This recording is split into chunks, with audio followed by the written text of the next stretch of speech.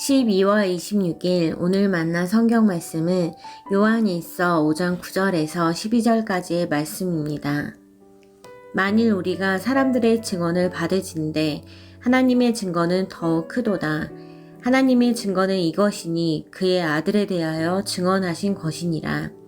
하나님의 아들을 믿는 자는 자기 안에 증거가 있고 하나님을 믿지 아니하는 자는 하나님을 거짓말하는 자로 만드나니 이는 하나님께서 그 아들에 대하여 증언하신 증거를 믿지 아니하였음이라. 또 증거는 이것이니 하나님이 우리에게 영생을 주신 것과 이 생명이 그의 아들 안에 있는 그것이니라.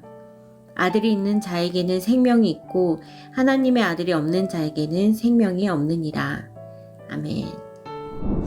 오늘 만나러 만나주시는 하나님을 기대합니다. 스마트폰에서 동영상이나 기사 혹은 제품들을 살펴보곤 합니다. 그러면 신기할 정도로 유사한 것들이 자꾸 눈에 들어옵니다. 제가 귀여운 강아지의 짧은 영상을 본 적이 있는데 그 다음부터는 자꾸만 이 강아지 영상이 올라옵니다. 스마트폰에 탑재된 인공지능이 저에 대한 분석을 끝내버렸기 때문입니다. 나의 취향이 어떠한지, 무엇에 관심이 있는지, 어떤 입장을 선호하는지, 어떤 상품을, 어떤 제품을 구매하는 성향이 있는지 등을 알아낸 것입니다. 섬뜩할 정도입니다. 마치 이렇게 말하는 것 같습니다. 난 내가 한 일을 다 알고 있다. 난 내가 누구인지 알고 있다.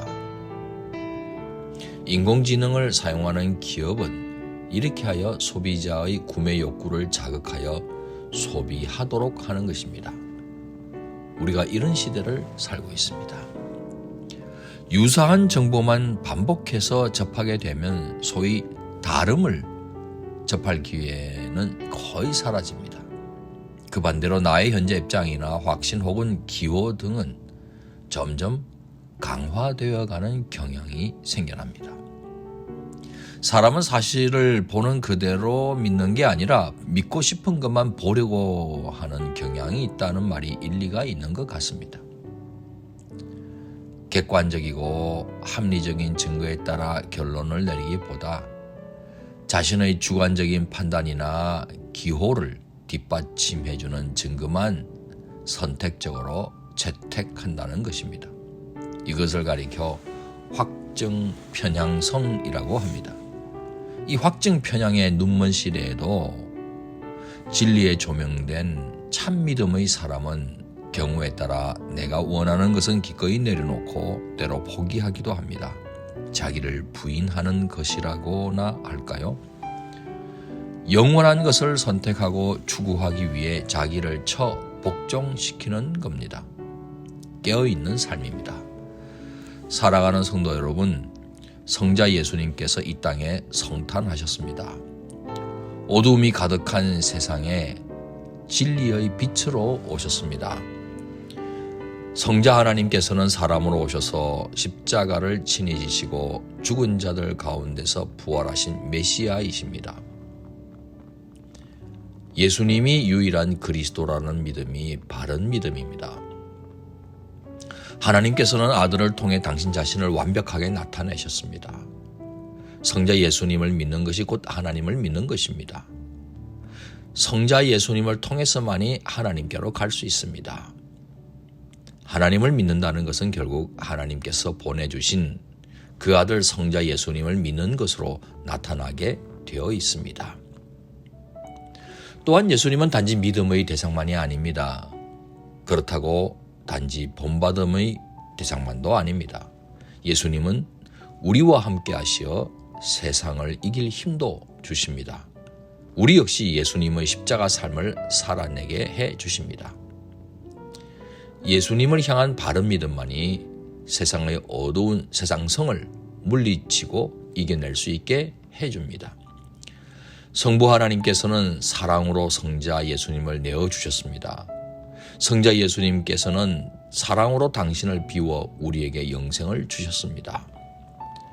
영원한 생명을 거저 받았으니 우리도 주변 사람들이 영생을 거저 받을 수 있도록 참 믿음을 전달해야 하겠습니다.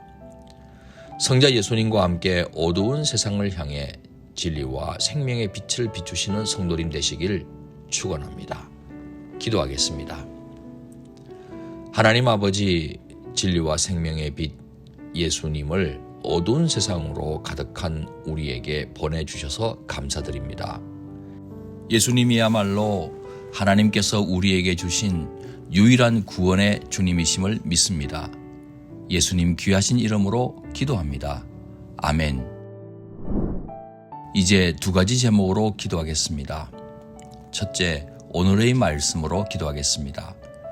유일한 진리는 없다면서 모든 것을 상대화시키는 세상에서 예수님은 그리스도라는 참믿음을 흔들리지 않고 붙들고 복음 진리를 온유한 마음과 사랑으로 전하게 해 주옵소서.